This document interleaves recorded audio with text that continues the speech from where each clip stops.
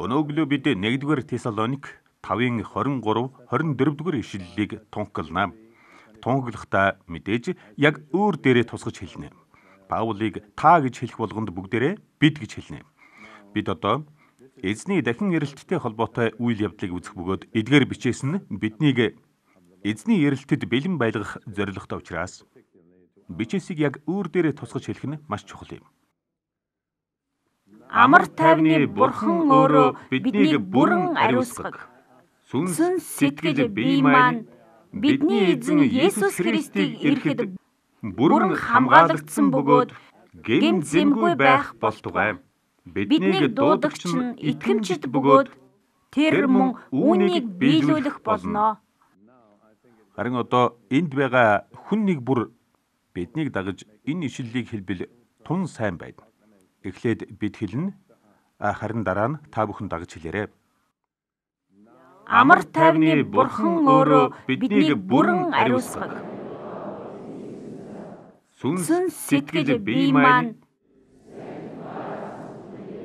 бидний эзэн Есүс Христийг ирэхэд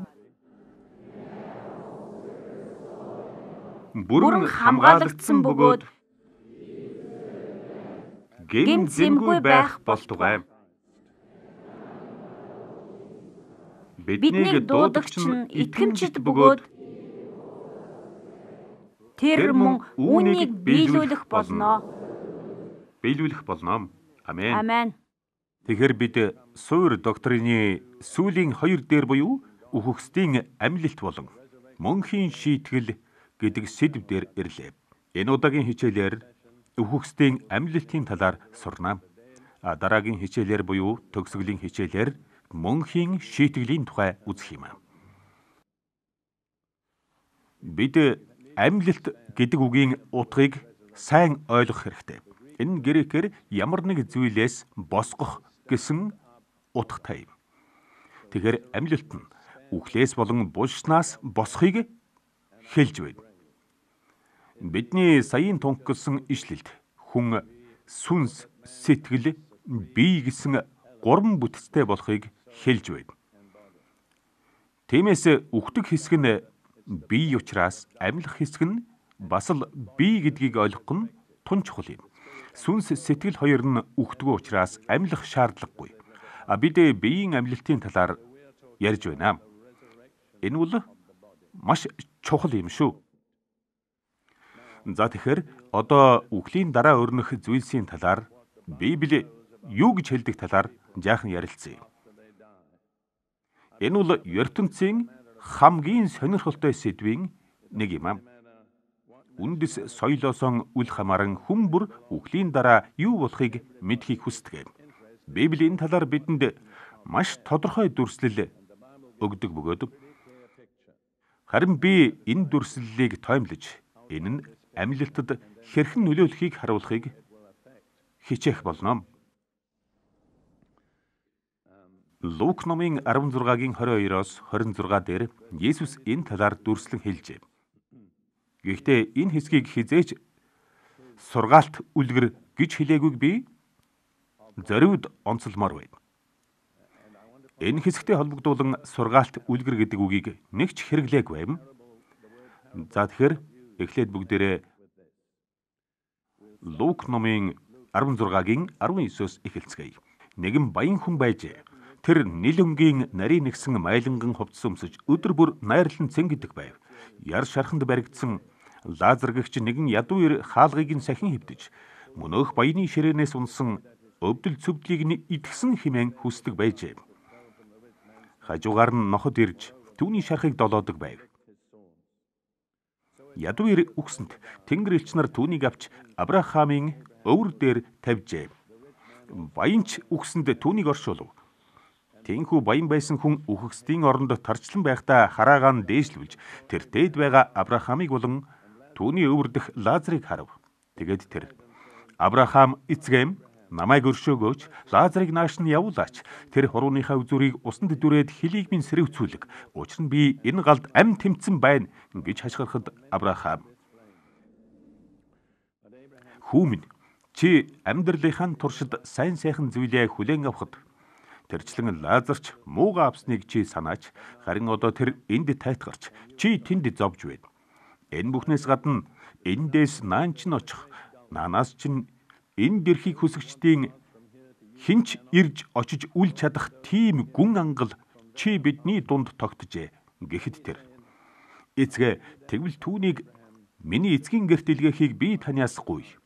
Би 5 дүүтэй.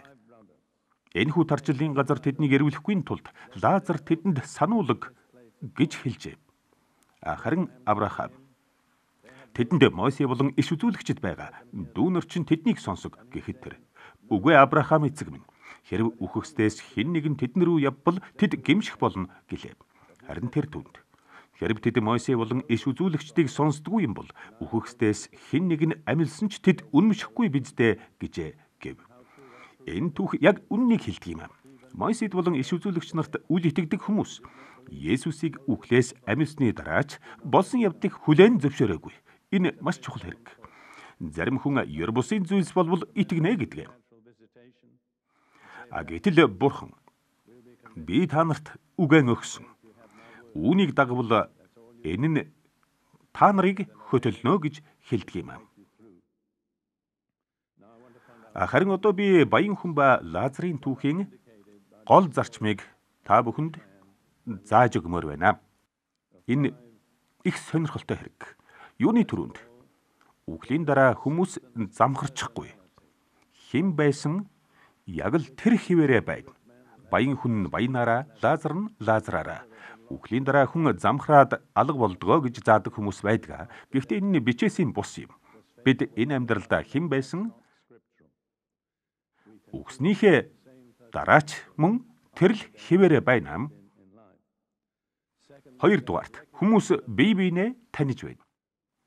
Баян хүн Лазарыг бас Авраамыг таньсан. Лазарч бас баяныг таньсан байдаг.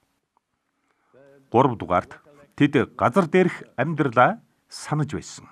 Баян хүнч Лазарч үхэхээс өмнө аж төрж байсан амьдралынхаа нөхцөлийг сансан. 4 дугаарт тэд байгаа нөхцөл байдлаа мэдэрч байсан. Баян хүн тамлагдж хэлн галаар шатаж байсан бол Лазар Авраамын өвөр дээр амар тайван тайвшралд байсан. Тэгээд 5 дугаарт тэнд зөвхт ба зөвхт бус нь бүр мөсөн тусгаарлагдана. Тэд тус бүр өөрийн гэсэн газартай байсан ба хинэнч хин дээрээ очих аргагүй байсан. За тэгэхээр саяын 5 зүйл нь маш чухал учраас би дахиад хэлье. Мөн эдгээр нь өнөөдөр яриад байдаг янз бүрийн онолоос их өөр байгаа шүү. 1 дугаарт үхлийн дараа хүмүүс алга болчихгүй, хэн байсан тэр л хിവэрэ байна. 2 дугаарт хүмүүс бие биеэ танина. 3 дугаарт хүмүүс газар дээрх амьдралаа санана. 4 дугаарт хүмүүс үгснийхээ дараа байгаа нөхцөл байдлаа мэдэрнэ. 5 дугаарт зөвхт ба зөвхт бус хүмүүс бүр мөсөн тусгаарлагдана. За тэгвэл Есүсийн өмнө үхэж үхлээс амилсан хүмүүсийн хувьд яах вэ? Яагад гэвэл тэр үйл явдал хүмүүний түүхийг хуваасан бөгөөд Есүсийн амлалтын өмнөх ба дараах сүнснүүдийн хувь тавилан тис өөр болжээ. Есүсийн үхэл ба амлалт нь үнэхээр даян дэлхийг өөрчилсөн юм. Энэ нь даян дэлхийн түүхэн дэх хамгийн шийдэмгий үйл явдал байсан бөгөөд нас барсан хүмүүст тохиолдсон бүх зүйлийг өөрчилсөн. Тэгэхээр Есүсийг үхэхээс өмнө юу болсныг үздэцгээе. Нас барсан хүмүүсийн сүнс нь еврейгээр Шеол, грекээр Хейдис гэдэг газарт очдгийг бид баян хүн Лазар хоёрын түүхээс үзлээ. Хейдис гэдэг грек үг нь үл үзэгдэх ертөнц гэсэн утгатай юм. Тэгэхээр зөвхт бус бүх хүн Хейдис буюу Шеол гэдэг үл үзэгдэх ертөнцид очдог байд. Эдгээр нь нас барсан сэтгэлүүдийн очдог газар мөн боловч зөвхт ба зөвхт бус хүмүүсийг бүр мөсөн тусгаарлах газар юм. Би өчигдөр зөвхт юм уу зөвхт бус гэсэн ангилал би дундын ангилал гэж байхгүй гэж хэлснийг санаж байна уу? Хагас зөвхт биш гэж байхгүй. Тиймээс та энэ хоёр газрын аль нэгд л очих болно. Зөвхт хүмүүст зориулагдсан газрыг нь Авраамын өвөр гэсэн нь. Миний бодлоор бол бүх итгэгчдийн аав болох Авраам итгэгчдийг угтаж тайвшруулсан гэсэн утгатай бизээ. Гэхдээ энэ бол зөвхөн миний л ойлголт юм шүү. За тэгэхээр Есүс үхэхдээ яасан бэлээ? Есүс 100% хүн байсан. Түүнд сүнс, сэтгэл, бие байсан. Есүсийн энэ гурван бүтэц тус бүрийн талаар Библи мэдгдэл хийдэг.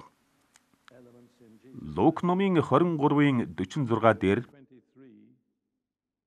Есүсийг үхэх үед түүний сүнс хэрхэснийг хэлжээ. Лук номын 23-ын 46. Есүс чанга дуугаар хашгирлаа. Мэдээж Есүс за гүйцэтгэл гэж хашгирсан бизээ. Есүс Аава таны гарт би сүнсээ даатгая гэж чанга дуугаар хашгирлаа. Үүнийг хэлээд тэр амьсгалан хураав. Тэгэхээр Есүсийн сүнс нь Аавда очжээ. Энд миний тайлбарлаж мэдэхгүй зүйлс гарч байна. Би эдгээрийг хэлж чадах ч цааш нь нарийн тайлбарлаж бол чадахгүй. Тэгвэл Есүсийн сэтгэл яасан болов? Үйлс номын 2 дээр Петр Пентекост өдөр номлохдоо Дуулал номын 16 дугаар бүлгийн Давидын үгсийг Есүсийн талаар ярьсан болгон иш татахтаа ингэж хэлсэн байдаг. Би эзнийг өмнө үргэлж харж байсан. Тэр миний баруун талд байдаг учраас би чичирч дагжихгүй. Иймээс зүрх минь баярлаж хил минь баяссан. Махан бие минь найдвар дотор оршино. Учир нь та сэтгэлийг минь үхэгсдийн оронд орхихгүй гэжээ. Тэгэхээр Есүсийн сэтгэл үхэгсдийн ертөнц рүү доош очсон байх нь. Түүнчлэн 1-р Петр номын 3-ын 18-аас 19 дээр 1-р Петр 3-ын 18-аас 19.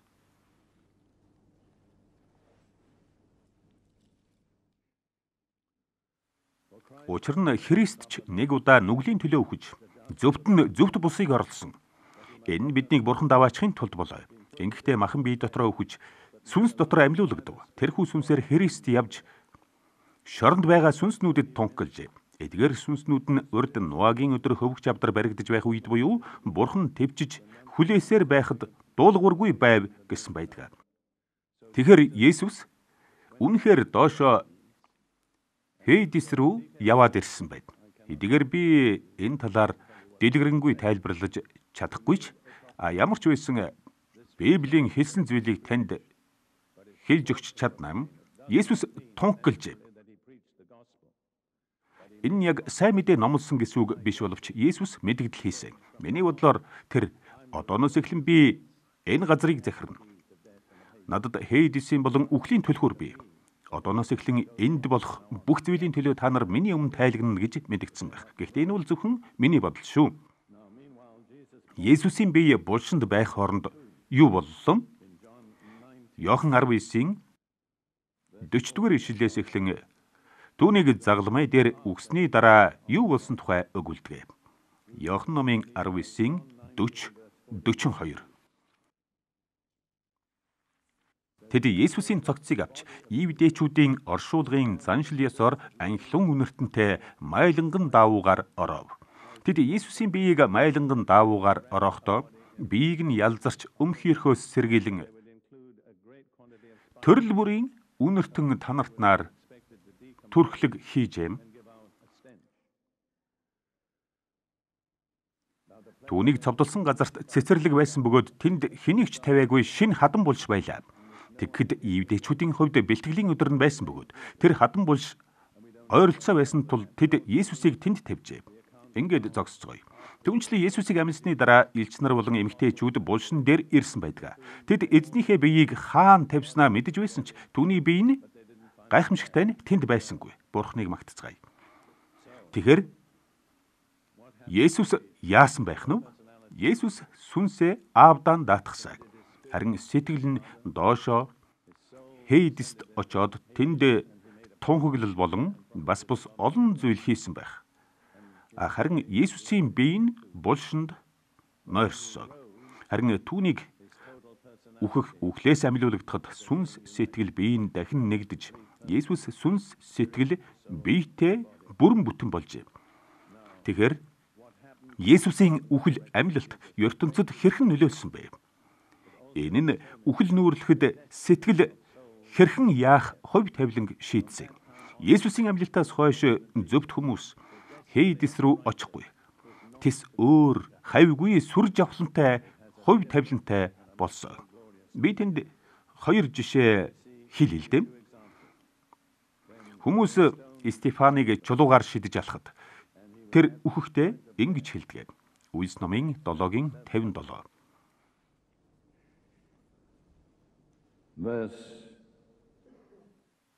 Үйлс 7:57. Гэтэл тэд чанга орилдон чихээ бөглөцгөөж түүн рүү зэрэг угсхийн дайрч түүнийг хотоос чирч гаргаад түүн рүү чулуу шидэж гарав. Саул гэгч залуугийн хөлд гэрч нар хувцаа тавилаа. Тэд Стефан руу чулуу шидэлж байхад Стефан эзнийг дуудан "Эзэн Есүс минь ээ, сүнсийг минь хүлээн аваарай" гэв. Сүнс шууд Есүс рүү явна гэдгийг Стефан мэджээ. Есүс үхэж амьлуулагдахтаа ийм л өөрчлөлтийг хийсэн юм. Тэгээд өвдөг сохрон чанга дуугаар "Эзэн энэ нүглийн төлөө тэдэнд шийтгэл бүү оноогооч" хэмээн хашгирсан. Стефан ингэж залбирсан учраас л Таршишийн Саул аврагдах боломжтой болсон юм. Хэрв Стефан Саулыг ядаас чөлөөлөөгүй байсан бол тэр хизээч аврагдахгүй байсан юм. Гайхалтай шүү. Гэхдээ би нэг зүйлийг хэлмээр байна. Есүсийн цусаар угаалгаж, Бурхны төлөө итгэмжтэй амьдарч байгаа жинхэнэ итгэгчид нас барахад сүнс нь шууд Есүс рүү явна. Паулч үүнийг Филиппой 1-р бүлэгт хэлжээ. Тэрбэр амьдрах эсвэл Есүс дээр очихын алийг нь сонгохоо мэдэхгүй байна гэж юм. Филиппой номын 1:23-ыг харцгаая. Гэвч би 2 талаас шахагдж байна. Эндээс одож Христтэй хамт байхыг хүсэж байна. Учир нь энэ нь илүү дээр юм гэж. Тэгэхээр Паул үхээд Христтэй байна гэдэгтээ бүрэн төгс итгэлтэй байна. Есүс үхэл амьлалтаараа ийм л агуу өөрчлөлтийг энэ дэлхийд авчирсан юм.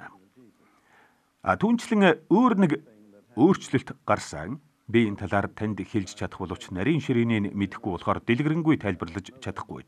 Юу гэхээр нас барсан зөвхт хүмүүсийн Авраамийн өвөр дээр байсан сэтгэлүүд нь суллагдсан байгаа. Эфес 4-р бүлгийг үзцгээе. Энэ нь дуулал 68-р бүлгээс иш татсан хэсэг бөгөөд Есүсийн амьлалтын талаар өгүүлдэг. Тиймээс өндөрт дээш гарахдаа тэр олон хоригдол олзлов. Тэр хүмүүст бэлгүүд өгсөн гэж хэлдэг. Тэгэхээр Есүс хоригдлуудыг олзолсон гэдгийг миний бие болон Библийн маш олон тайлбарлагчид Есүс түүнээс өмнө амьдарч нас барсан зөвхт хүмүүсийн сэтгэлийг чөлөөлж өөртөөгөө хамт Тэнгэр өөд аваад явсныг хэлж байна гэдэг. Нүглийн шийтгэлийг бүрэн төлөхөөс нааш тэр хүмүүс чөлөөлөгдөх аргагүй байсныг харж байна уу?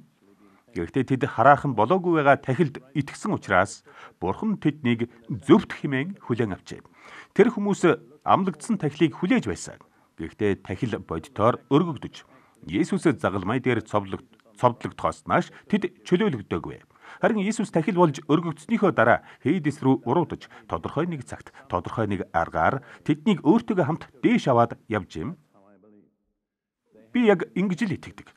Тэд үхлийн хоригдлууд байсан ч Есүс хоригдлуудыг олзсон. Тиймээс тэд Есүсийн зөвхт байдлын хоригдлууд болжээ. Энэ үн намайг үнэхээр их баясгадаг юм.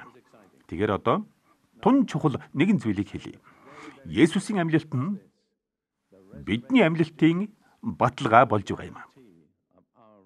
Мэдээж бид Есүст бүрэн зориулагдсан тохиолдолд шүү дээ. Колосай номын 1:18 дээр Паул Есүсийн амьлалтын талаар ярихдаа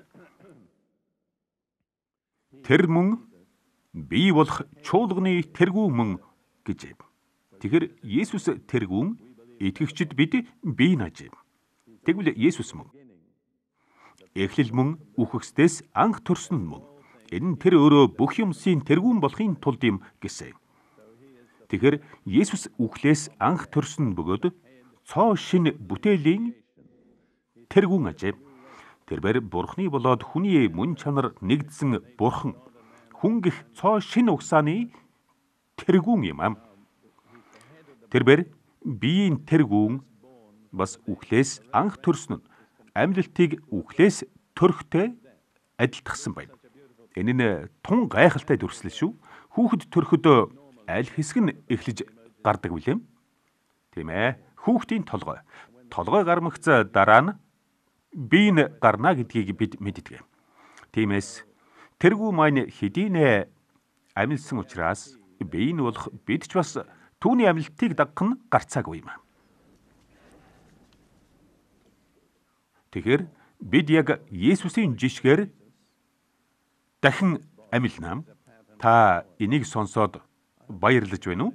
Баярлахгүй байгаа бол би ойлгуулж чадахгүй байгаа бол таа. За тэгэхээр Филиппой номын 3-ын 20-21 дээр Паул харин бидний эргний харьяал нь тэнгэрт байгаа гэж дахин төрж Есүст амьдралаа өгсөн хүмүүс бид хэдийгээр газар дээр аж төрж аль нэг улсад харьяалагдах боловч бидний жинхэнэ иргэншил тэнгэрт бий. Хэрв та аль нэг улсын иргэн бол танд тус улсын иргэний үнэмлэх байх ёстой биз дээ. Тэгэхээр бидэнд тэнгэрийн иргэний үнэмлэх бий. Тэр нь Есүсийн цус юм. Харин бидний иргэний харьяал нь тэнгэрт байгаа бөгөөд тэндээс бид аврагч эзэн Есүс Христийг хүлээж байна. Жинхэнэ итгэгч хүний тэмдэг нь аврагч эзнээ хүсэн хүлээх юмаа гэдгийг тэмдэглээрэй. Тэгээд дараа нь тэр бүх юмсыг өөртөө захируулж чадах хүчээр бидний дорд биеийг өөрийнхөө цог жавхлант биетэй адил болгон өөрчлөн гэсэн. Тэгэхээр энэ нь ерөнхийдөө их утгачлсан орчуулга юм аа. Харин үгчилсэн орчуулга нь нарийн утгыг маш тодорхой хэлдэг. Тэр бидний гутамшигт биеийг түүний алдрын биетэй баталгаажуулан хувиргана гэж байдаг. Та мэдээгүй байж магадгүй. Гэхдээ та бид хоёр гутамшигт биед амьдарч байгаа. Бид гим нүглийн улмаас гутамшигтай болсон. Та хичнээн баян эсвэл эрүүл чирэг байсан ч гэсэн таныг гим нүгэлтэн гэдгийг биеийн чинь зарим хэсэг байнга сануулж байдаг. Та хамгийн тансаг хоолунд идж уусан ч хожим дараа нь ариун цэврийн өрөө орж гидс гүзэгэн суллах хэрэгтэй болно. Тийм үү? Та ямар ч өндөр байр суурьтай, алдартай, баян хүн байсан ч би чинь бол сул дорой юм. Мөн та хамгийн үнэтэй хувцаслсан ч хэдхэн ширвхэн хөдлөөд ирэхээр яадаг вүлээ? Тийм ээ, хөлрөөд эхэлдэг. За эсвэл жаахан бүдүүлэг хэлэх юм бол хөлс баас нь асгадаг. Тиймээс бидний бие үнэхээр дорд юм. Тэгэхээр бид гим нүглээс болж ийм гутамшигтай биед амьдарч байгаагаан байнга санаж явахыг Бурхан тогтоож өгч юм. Гэхдээ Есүс бидний гутамшигт биеийг түүний алдрын биетэй адилхан болгож хувиргана. Энэ сайхан хэрэг шүү. Энэ бие өөрчлөгдөнө. Гэхдээ энэ талаар бид жаахан хожуу үзэх болно. Харин одоогоор би нэг чухал баримтыг тэмдэглэмээр байна. 1-р Иохан номын 3-ын 2-оос 3 дугаар ишлэлд. За одоохон хайртууд минь, бид одоо Бурхны хүүхдүүд. Бидний ямар байх нь хараахан үзэгдээгүй гэж. Өөрөөр хэлбэл бид ирээдүйд ямар биетэй болохоо хараахан хараагүй. Цааш нь түүнийг үзэгдэх үед бид түүнтэй адил болно гэдгийг мэднэ гэсэн байна. Түүнийг илчлэгдэж бид түүнийг харах үед бие маань түүнийхтэй адилхан болж өөрчлөгдөн. Яагад гэвэл бид түүнийг яг байгаагаар нь харах юм. Гэхдээ дараагийн ишлэлийг анхаараарай. Энэ бол маш чухал шүү. Түүнд ийхүү найдаж байгаа альва хүн өөрийгөө цэвэршүүлдэг. Учир нь тэр цэвэр ажээ гэсэн байна. Тэгэхээр та өөрийгөө амлалтад ямар ч эргэлзээгүй итгэдэг гэж болно. Би тантай маргахгүй. Гэхдээ хэрв та өөрийнхөө үйлдэж байгаа зүйлд үнэхээр найдаж байгаа бол өөрийгөө цэвэршүүлэх ёстой. Цэвэр байдлын жишг нь хэн бэлээ? Есүс. Яг түүн шиг цэвэр болох ёстой юм. Харин та амьлалтад итгэдэг гэх атла өөрийгөө цэвэршүүлж байгаа чинь харагдахгүй байвал, өөрөөр хэлбэл та өөрийгөө илүү ариун, илүү цэвэр болгохгүй байвал би таныг өөрийгөө хуурч байна даа л гин. Та үүнийг хүсэн хүлээж байгаа биш. Зүгээр л шашинлаг хэлээр л ярьж байна гэсэн үг. Яагаад гэвэл энэ гутамшигт бие алдрын биеэр солихыг хүсэн хүлээж байгаа хүн өөрийгөө цэвэршүүлдэг юм. Би дээрх үгсийг дахин уншия. Түүнд ийхүү найдаж байгаа альва хүн өөрийгөө цэвэршүүлдэг. Учир нь тэр цэвэр ажээ. Та энийг ойлгож байна уу? Есүсийг үнэхээр хүлээж байгаа гэсэн нотлогоо таны амьдралд байна уу? Учир нь тэр цэвэр ажээ. Энийг ойлгож байна уу? Есүсийг үнэхээр хүлээж байгаа гэсэн нотлогоо таны амьдралд байна уу? За тэгэхээр бидний бие түүнийхтэй адил боллоо. Есүсийн бие цаг хугацаа орон зайд баригдахгүй байсныг сайн мэдээний номууд тэмдэглэсэн байдаг. Тэр тэнгэрөөд гарч доош бууж чадаж байсан. Есүс түгжээтэй өрөөнд нэвтэрч нэг хүнд нэг янзаар, өөр хүнд өөр янзаар үзэгдэж байсан. Есүсийн бие нь уян хатан байсан гэхүүт бид ч бас тийм биетэй болно гэдэгт би итгэдэг. Хүмүүс тэр нь тэгэд ямар бие байх юм болоо гэдэг. Паул 1-р Коринт номын 15-ын 35-аас 38 дээр үүнд ингэж хариулжээ.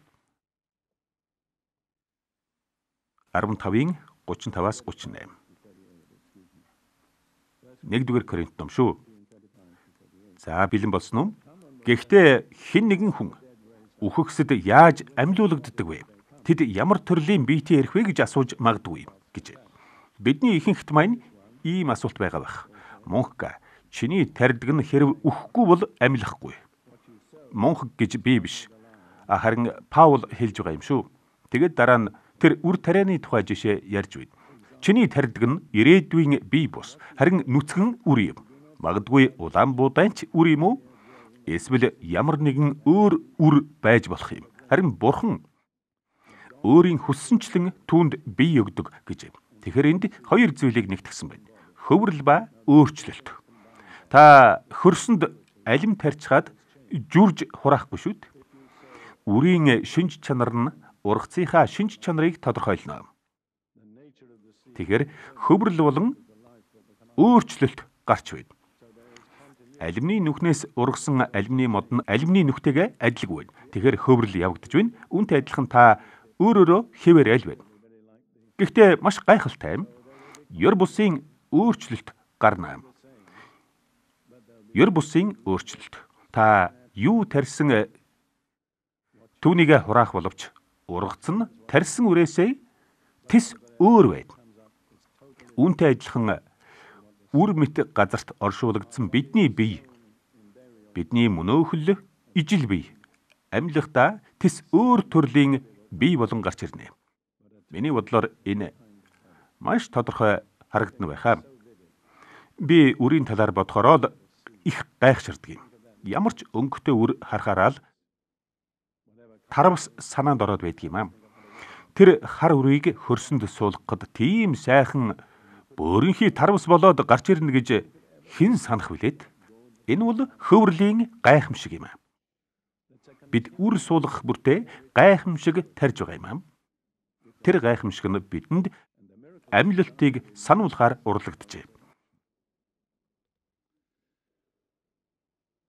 Тэгэхээр Есүс амьлахдаа өрдийн биетэйгээ байсныг маш тодорхой хэлсэн байгаа.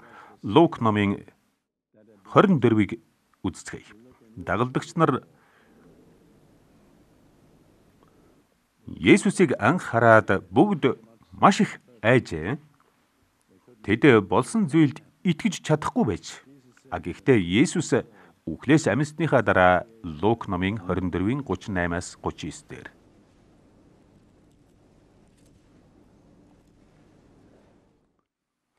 Есүс тэдэнд та нар юунд зовж зүрхэнд чинь эргэлзээ төрнө вэ? Миний гар, миний хөлийг хараач. Энэ чинь би өөрөө байна. Надад гараа хүргээд үз гэсэн байна. Тэрээр гар улан хавиргандаа байгаа загалмайд цовдлогдсон нотлогоогоо харуулсан. Түүний бие нь яг хэвээрээ байгаа боловч өөрчлөгдсөн гэдгийг л Есүс маш энгийнээр харуулахыг хүсжээ. Дараа нь Иохан 20 дугаар бүлэгт Есүсийн дахин амьлсны дараах үйл явдлын талаар ахин ярьж байна. Гэтэл Есүс ирээд тэдний дунд зогсож тэдэнд амар амгалан та нартай хамт байх болтугай гэжээ. Энэ бол ойрхт орнодын уламжлал мэндчлэг юм. Тэгэд Есүс ингэж хэлээд тэдэнд гар хавиргаан үзүүлсэн юм. Есүс яагаад ингэв? Түүний бие нь загалмайд цовдлуулсан тэрл бие гэдгийг харуулахын тулд ингэсэн юм. Томс тэнд байгаагүй учраас. Түүний гар дах хадаасны сорвиг үзэж, хадаасны ормонд нь хуруугаа хийн. Түүний хажуу руу нь гараа хийж үзэхээс нааш би итгэхгүй гэж хэлдэггүй юу? Тиймээс 7 хоногийн дараа Есүс дахин гарч ирээд 27 дугаар ишлэлд Томост хуруугаа нааш нь хүрг, миний гарыг үз. Гараа нааш нь хүрг, миний хажуу руу хий. Итгэлгүй бус, харин итгэлтэй бай гэж хэлсэн байдаг. Өөрөөр хэлбэл Есүсийн шархны ором Томос гараан шургуулж болох үс тийм шин байж. Тиймээс та дахин амьлахдаа тис өөр биетэй болохгүй. Би чинь өрдийн бие хэвээрээ байх боловч өөрчлөгдсөн байна гэдгийг ойлгох хэрэгтэй. Тэгэхээр бидний бие дахин амьлахад бидний биед гарах 5 онцгой өөрчлөлтийн талаар Паул хэлдэг. Тэрээр 1-р Коринт номын 15-ын 42-оос 44 дээр болон 52-оос 53 дээр энэ талаар ярьдаг.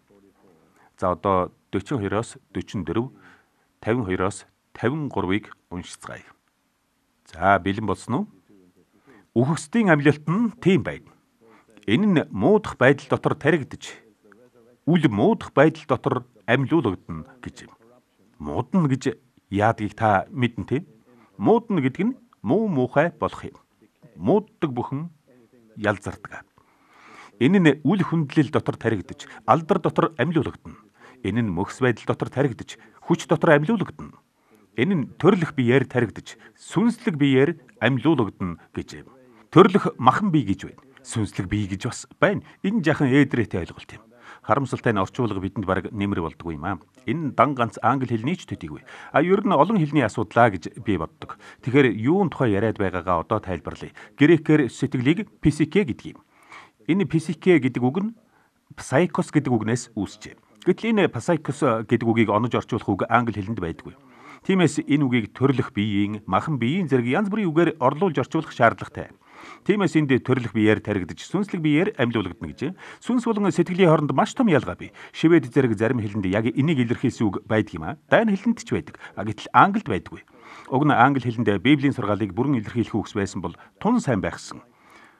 Жишээлх юм бол 1-р Коринт 2 дугаар бүлэгт Паул харин төрлөх хүн Бурхны сүнсний зүйлсийг хүлээж авдаггүй гэсэн байдаг. Орчуулга дээр дандаа л төрлөх хүн махан биеийн хүн зэргээр хэлсэн байна. Гэтэл эдгээр нь сэтгэл болон сүнсний хоорондох маш чухал ялгааг баллаад хайчихж байна. Уг нь сэтгэлийн биеэр таригдж, оршуулгадж, сүнслэг биеэр амьлуулагдана гэх ёстой юм. Та надаас энийг тайлбарлаад аль гэсэн чи би сайн тайлбарлаж чадахгүй хаа. Гэхдээ би өөрөө энийг ингэж ойлгодог.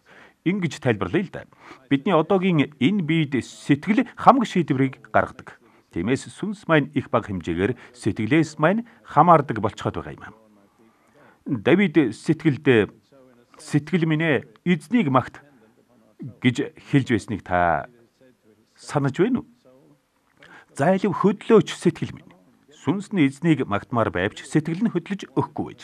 Яг л ингэсэн байж таараа. Бид зөв зүйл хийхийн тулд сэтгэлээ сүнснээсээ сэрэх хэрэгтэй. Бид эзнийг магтах хэрэгтэй гэдгээ мэдээч. Сэтгэл маань зүдэрч байгаа учраас сэрэх хэрэгтэй. Ойлгож байна уу? Тэгвэл та бүхэн өөршөө нь үзье.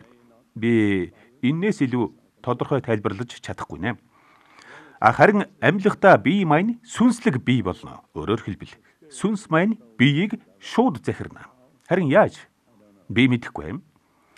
Дайнд нэг үсчин ир байсан юм.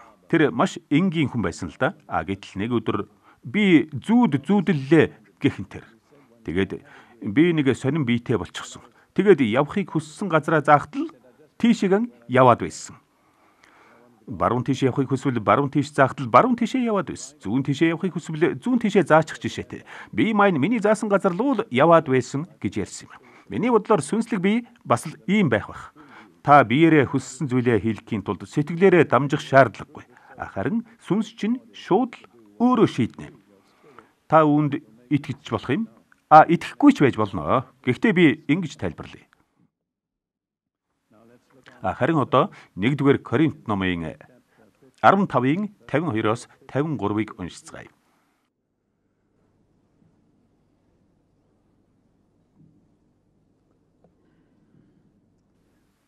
Ингэхдээ нүд ирэмхийн зур нэг агшинд бүрээн эцсийн дугаар тийм болно. Учир нь бүрээ дуугарч үхэгсэд үл муудах руу амьлуулагдаж бид ч өөрчлөгдөнө. Учир нь муудах нь үл муудахыг өмсөх ёстой бөгөөд энэ үхлийн бие нь үхшгүйг өмсөх ёстой гэжээ. Муудах гэдэг нь ялзардгаа гэсэн үг. Үхлийн гэдэг нь үхдэг гэсэн үг. Тэгэхээр дээр хоёр хэсгийг хамтд нь авч үзвэл бидний биед 5 янзын өөрчлөлт гарах нь байна. Ялзардгаас үл ялзардаг руу, мууддгаас үл мууддаг руу, үхдгээс үл үхдэг рүү, үхлийн мэдэл дороос үхлийн мэдэл дор бус, үл хүндлэлээс хүндлэл рүү. Оршуулгдсан хүн бүр ийхүү доошоо явдаг нь нэг талаараа тун өрөвдөлтэй юм. Гэхдээ бид гарч ирэхдээ сүр жавхлантай болсон байна. Бие маань хэдийгээр сул дорой байдлаар таригдсан боловч амьлуулагдахтаа хүчтэй болсон байна. Өмнө хэлсэнчлэн төрлөх биеэр таригдаж харин сүнслэг биеэр амьлуулагдана. Тэгэхээр мөнөх 5 шинжийг дахин хэлье. Ялзардгаас үл ялзардаг руу, үхдгээс үл үхдэг рүү, үл хүндлэлээс сүр жавхлан руу, сул доройгоос хүчрхэг рүү, сэтгэлийнхээс сүнслэг рүү. За тэгэхээр Есүсийн амьлалт нь Христ итгэлтэй доктрины амин чухал төлхүүр хэсэг юм. Бид үүнийг хажуу тийш тавьчихад өөрийгөө Христэд итгэгч гэж хэлж зүрхлэхгүй. 1-р Коринт номын 15-ын 14 дээр Паул хэлэхдээ хэрв Христ амьлуулагдаагүй бол бидний тунхаглал хоосон, та нарын итгэлч хоосон болох юм гэж. Харин 17 дугаар ишлэлд хэрв Христ амьлуулагдаагүй бол та нарын итгэл хэрэггүй ажээ. Та нар ч нүгэл дотроо байсаар байна гэж. Өөрөөр хэлбэл бидний нүглийн уучлал нь Есүсийн амьлалттай шууд холбоотой. Есүс амьлуулагдаагүй байсан бол сайн мэдээч худал итгэл маань ч хэрэггүй. Бид ч нүгэлдээ байсаар байх байсан. Гэтэл Есүсийг биеэр амьсныг няцаадаг алдартай теологчд ч бий. Бас жирийн хүмүүс ч байдаг. Тэдний хэрэг бол тэд аврагдаагүй. Нүгэлдээ байсаар л байгаа ажээ. Есүсийн биеэр амьсан амьлалтад итгэхээс нааш та аврагдаж чадахгүй. Харин одоо Есүсийн амьлалтын нотлогоог үздэцгээе. Есүсийг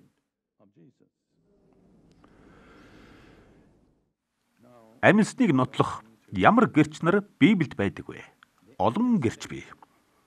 Гэхдээ энэ явдлыг гэрчлэх хамгийн гол гэрч нь Есүсийг харсан нүдэн гэрч нар биш гэдэг нь нилээд их сонирхол татдаг. Энэ явдлыг гэрчлэх хамгийн гол гэрч нь бичээс өөрөө бөгөөд энэ нь гэрч хүмүүсийн өмнө ордог. Тэгэхээр одоо бүгдээрээ Есүсийн амьлалтыг зөгнсөн хуучин гэрээний хэсгээс үздэцгээе. Энэ үнэхээр сонирхолтой сэдв бөгөөд цаг байсан бол би энэ талаар яриад л баймаар байна.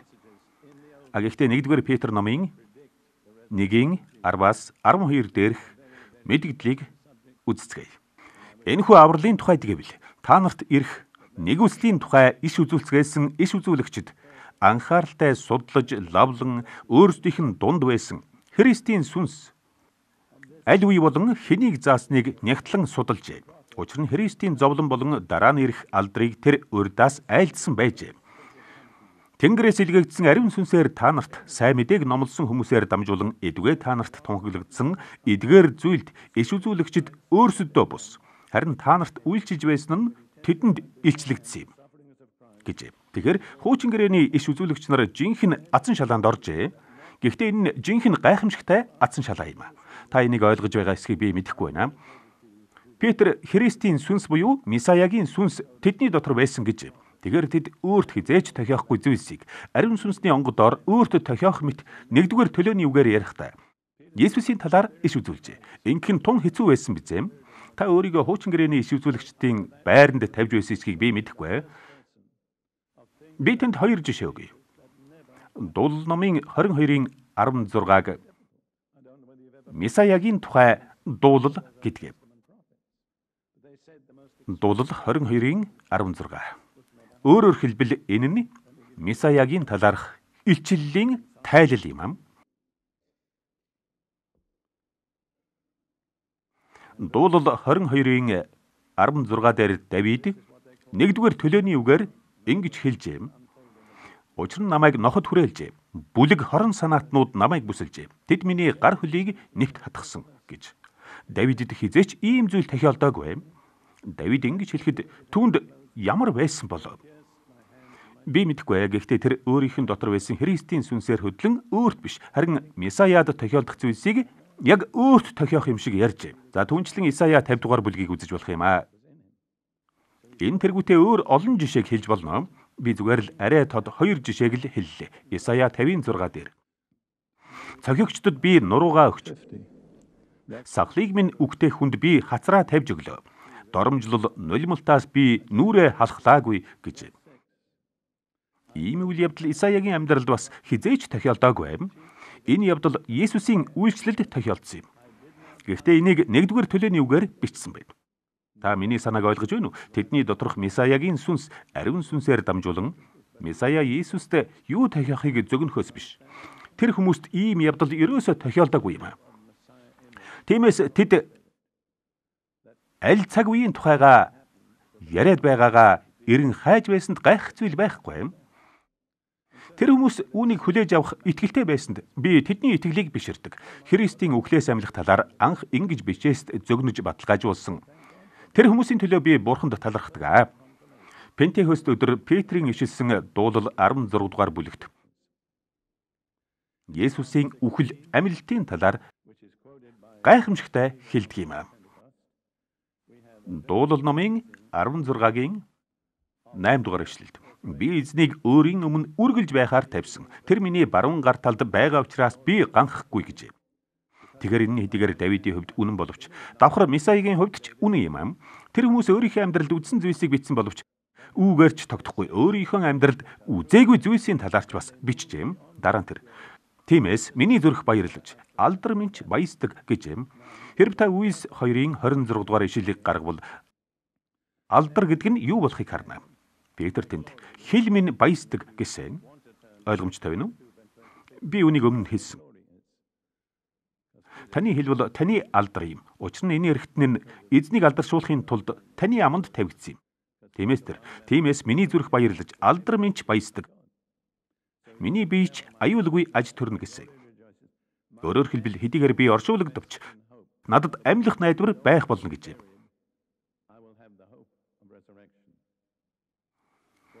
Учир нь та миний сэтгэлийг үхэгсдийн оронд орхихгүй. Тэгэхээр түүний сэтгэл нь доошоо үхэгсдийн оронд очжээ. Та өөрийн ариун нэгэнд ч ялзрахыг зөвшөөрөхгүй. Түүний бие нь хэдийгээр тодорхой хугацаанд булшинд байсан ч хизээч ялзраагүй.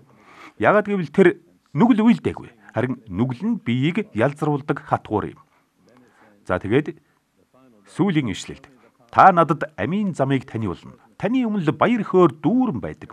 Таны баруун мутарт үрд баяр жаргал байдаг гэж байна.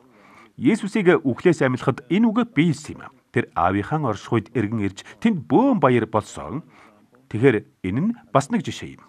Өөр нэг нь дуулал номын 71-ийн 20-21 дугаар ишлэл.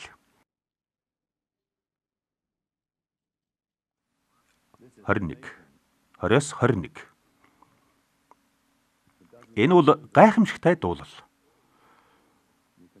Дуулаач нь хэн болох нь мэдэгдэхгүй боловч тэр бээр Бурханд хандан надад олон зовлон зүдгүүрийг үзүүлсэн та намайг дахин сэргээж газрын гүнээс дахин татан гаргана гэж.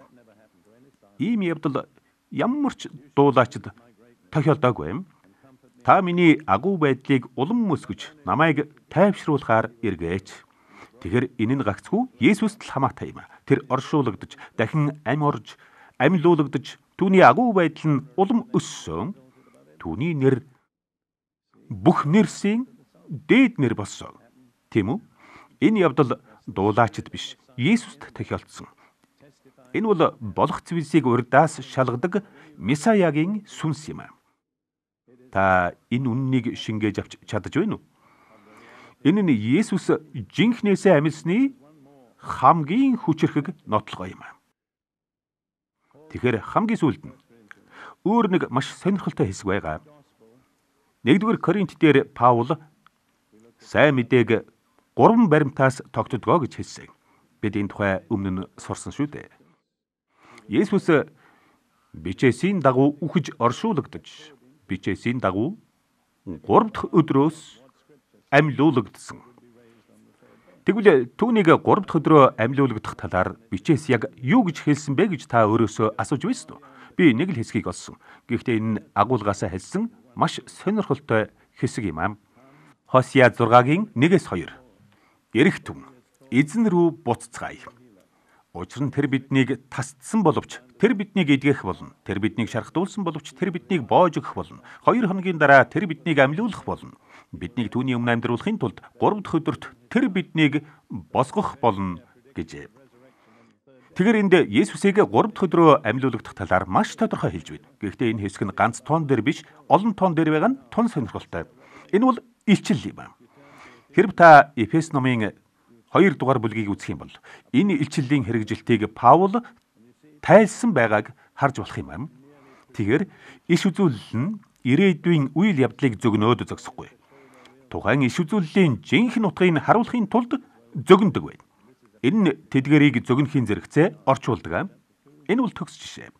Эфес 2 дугаар бүлгийн 4-р ишлэлээс эхлэн жинхэнэ итгэгчдийн тухай бичсэн байдаг. За Эфес номын 2-ын 4-ийг гаргаарай. Харин Бурхан өршөөлөөр баян ажээ. Тэр биднийг хайрлсан өөрийн агуу хайраараа биднийг гэм нүгэл дотроо өгсөн байхад гэжээ.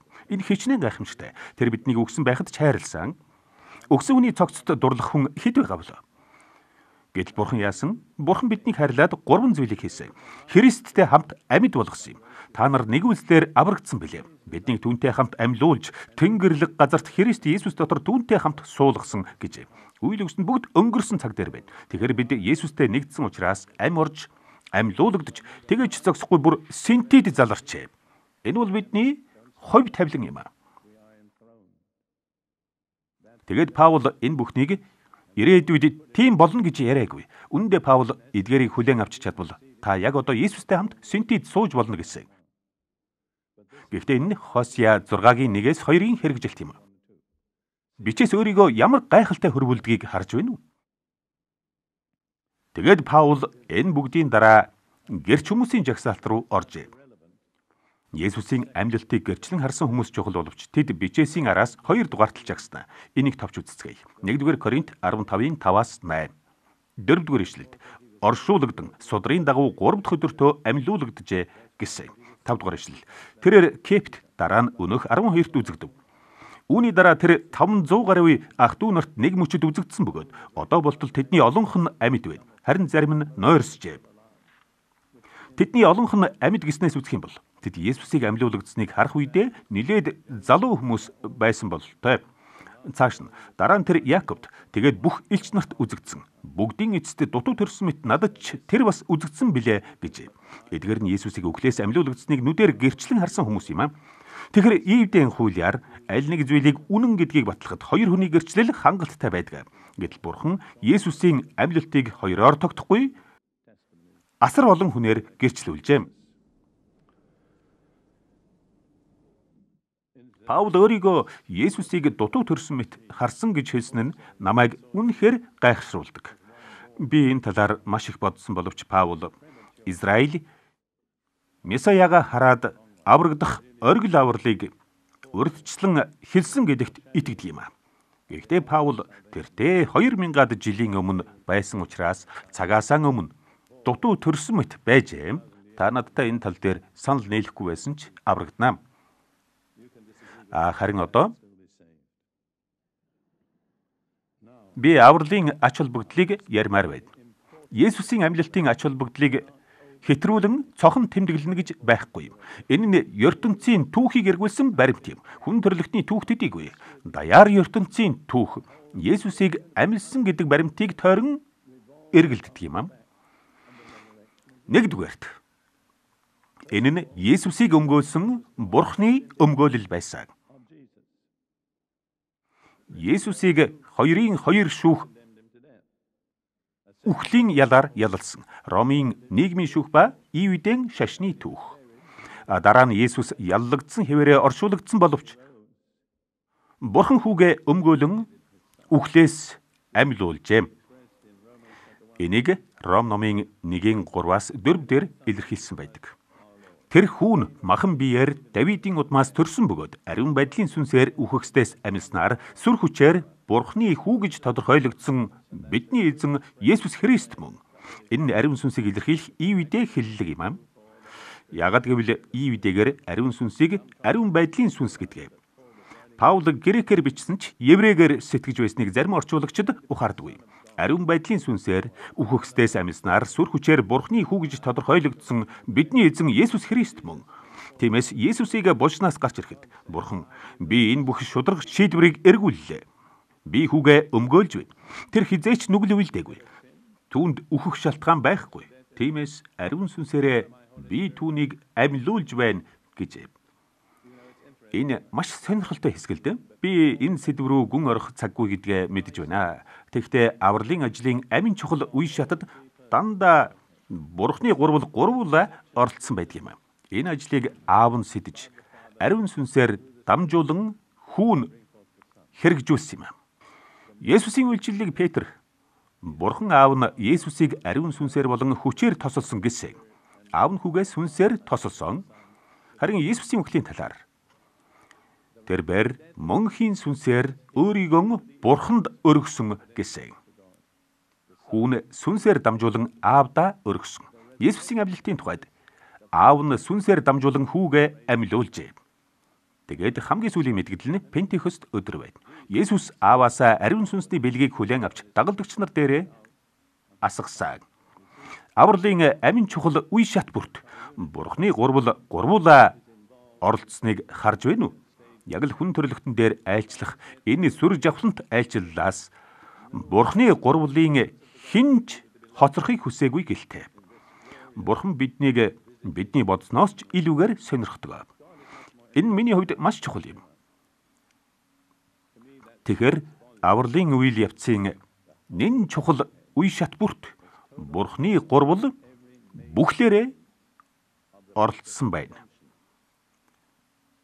За тэгэхээр Есүсийн амьлалт нь бидний зөвтгөлийн суурь юм.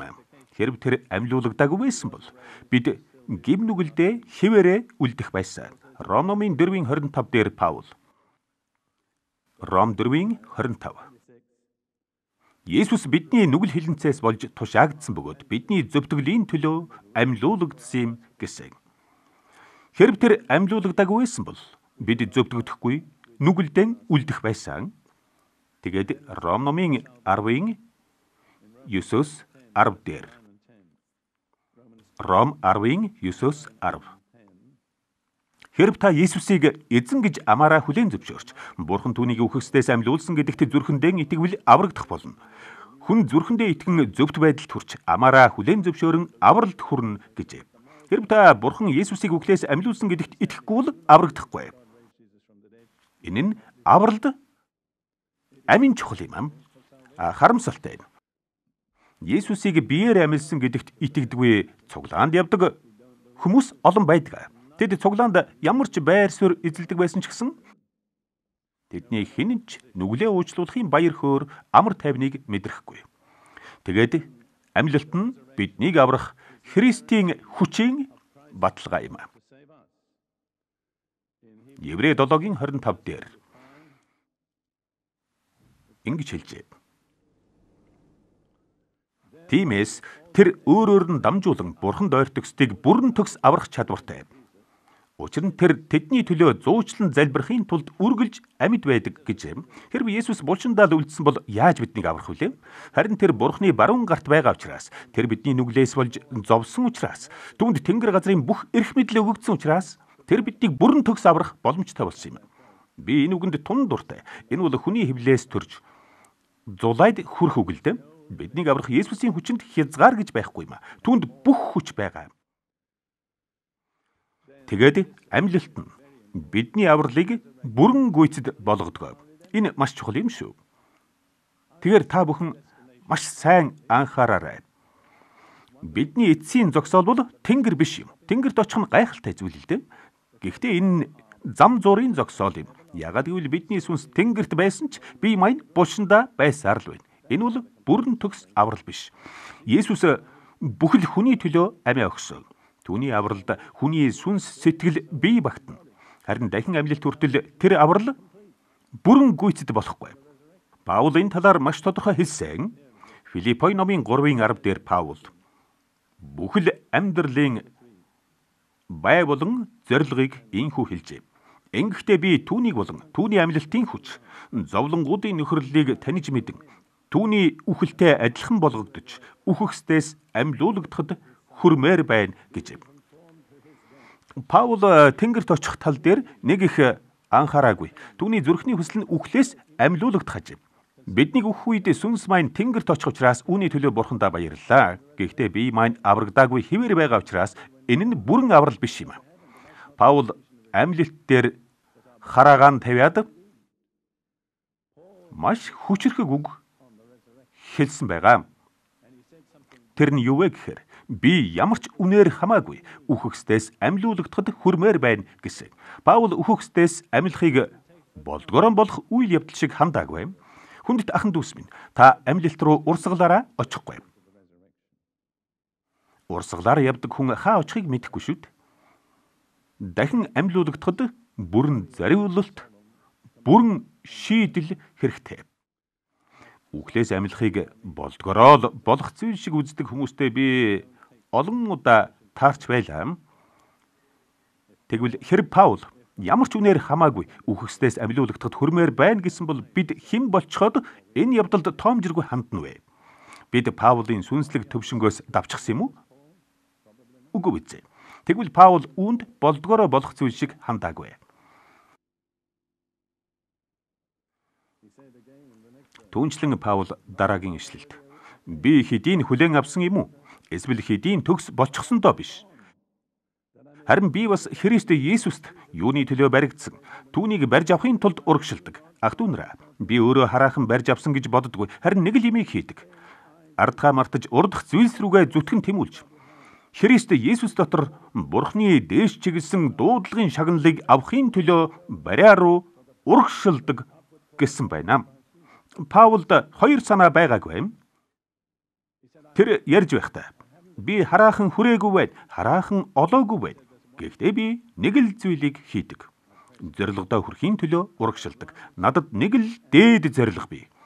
Үхэхсэд Христийн дотор амьлуулагдахад тэнд байх гэж. Ах дүүс минь, ийм үйл явдлаас хоцрох шиг, шившиг, харамсалтай юм гэж байхгүй юм аа. Үнэхээр бидний энэ сул дорой ялзарсан бие игшин зуур Есүсийнхтэй адилхан болж хувирахад ямар гээчийн алдар хүч чадал гарахыг бидний хязгаартай оюун санаа төсөөлөхгүй юм. Тэгэхээр энэ үнэхээр гайхалтай биш гэж үү? Надад бол үнэхээр гайхамшигтай. Үнэндээ би яг одоо төр зогсоод энэ талаар бодмоор байна. Энэ тухай Ром номын 8:23 дээр бас хэлдэг. Өөрөөр хэлбэл аврал нь амьлалт хүртэл бүрэн гүйцэд болохгүй. Ром 8:23 дээр ингэж хэлжээ. 22 дугаар ишлэлээс эхэлцгээе. Учир нь өнөөг хүртэл бүх бүтээл хамтдаа ёолон гэд цааш нь хамтдаа төрөх зовлон эдэлдгийг бид мэднэ. Зөвхөн үүнд ч биш, харин бас бид өөрсөддөө сүнсний анхны үр жимсийг авсан бид ч дотроо ёолон биднийг үрчилж авахыг буюу бидний биеийг золин аврахыг тэсэн ядан хүлээдэг гэж юм. Тэгэхээр харин та ингэдэг эсхийг танаас асуумаар байна. Танд сүнсний анхны үр жимс байна. Та дотроо ёолон байна уу? Та тэсэн ядан хүлээж байна уу? Бурхан биднийг хавьгүй зөөлөн шүүн гэж бодох эрх та бидэрт байхгүй. Ариун сүнсний баптизм нь бидний амьдралыг гоё сайхан болгох гэж биш. Харин угтах зүйлсд биднийг бэлтгэхийн тулд өгөгдсөн юм.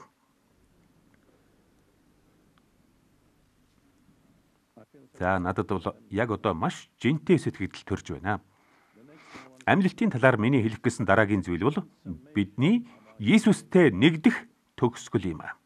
1-р Тесалоник номын 4:17 дээр дараа нь амьд хийгээд үлдсэн бид тэдэнтэй хамт агаар мандалд эзэнтэй уулзгаар үүлэн дотор өргөгдөж тээнхүү эзэнтэй үргэлж хамт байх болно гэсэн.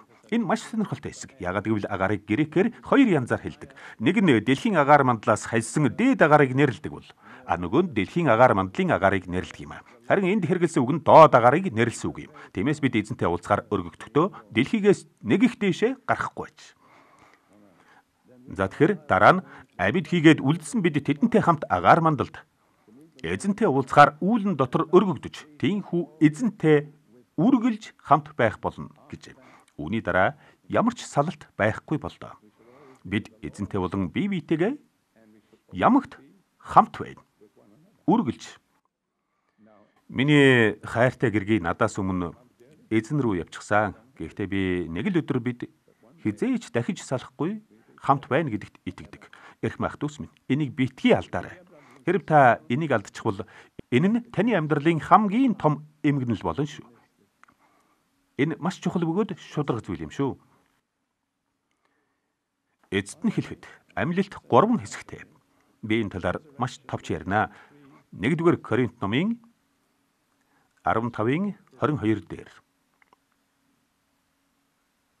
1-р Коринт 15:22.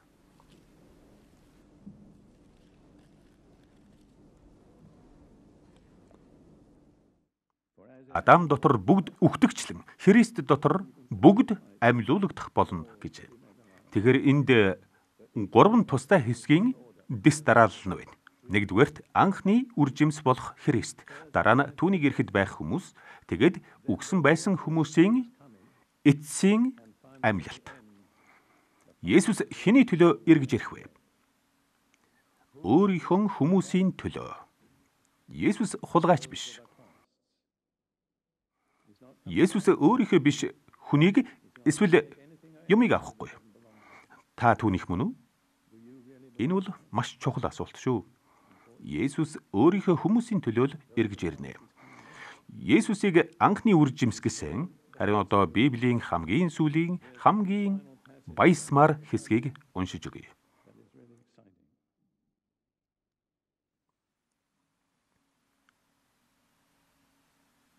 Энэ нь Левит 9-р бүлэг байхаа. Үүнийг маш хурдан товчхон үздэцгээе. Жаахан хүлээгээрэй.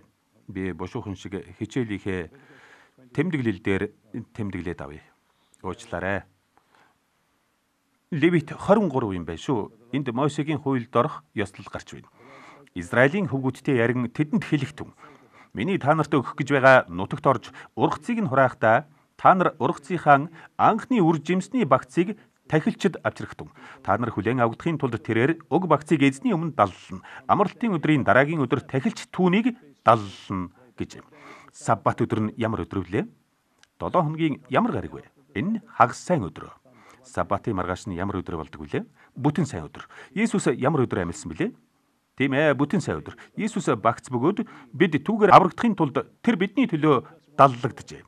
Гэхдээ Есүс ганц ширхэг иш байгаагүй. Харин багц байсан. Хэрв та Матай 27 дугаар бүлгийг уншвал Есүсийг өгөхөд газар хөдлөж булшнууд нээгдэж нас барсан байсан олон зөвхт хүмүүс булшнаасаа гарсан байгаа.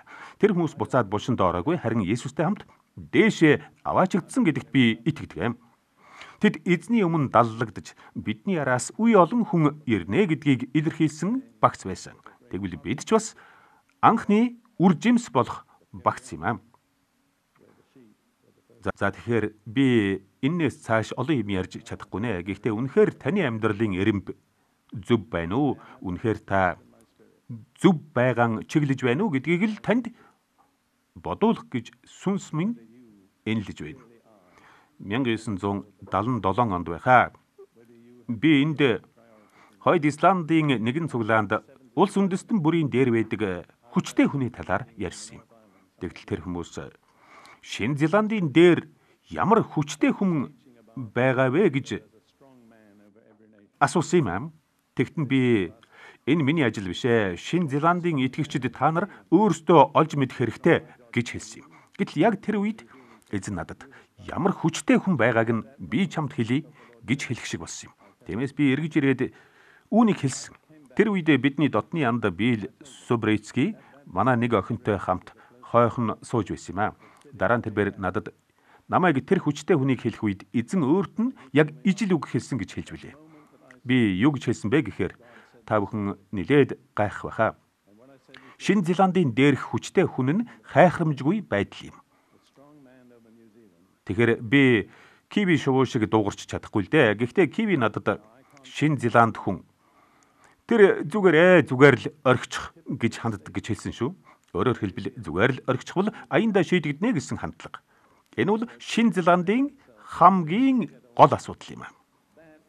Магадгүй та нарын зарим чинь хамгийн гол асуудал баха. Тиймээс та бүхэн энэ асуудлаа шийдэхгүй бол бэлэн байж чадахгүй.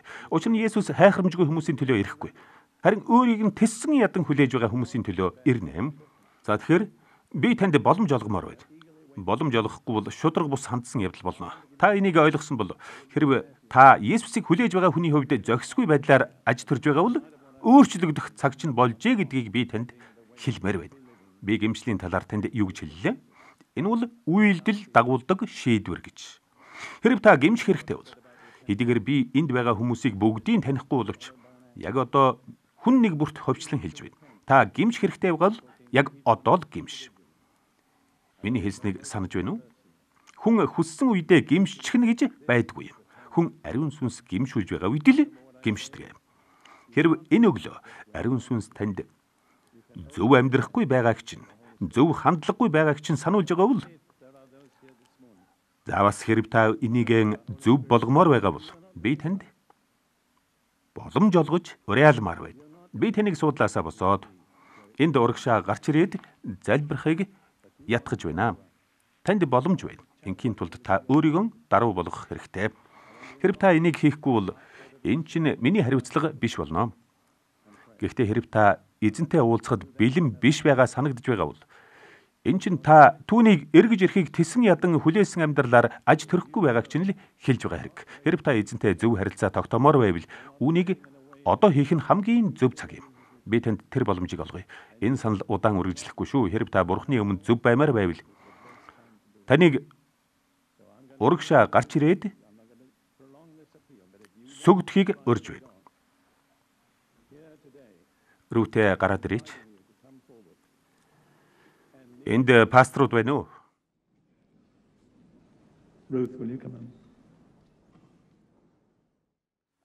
Би ингэж залбирахдаа Бурхны хүмүүсийн пасторудтай хамт залбирах дуртай. Хэрвээ энд пастор байгаа бол тайзан дээр гарч ирэхийг урьж байна. Бурхан та бүхнийг өрөөг. Та бүхэн байгаа нь ямар сайн хэрэг үү?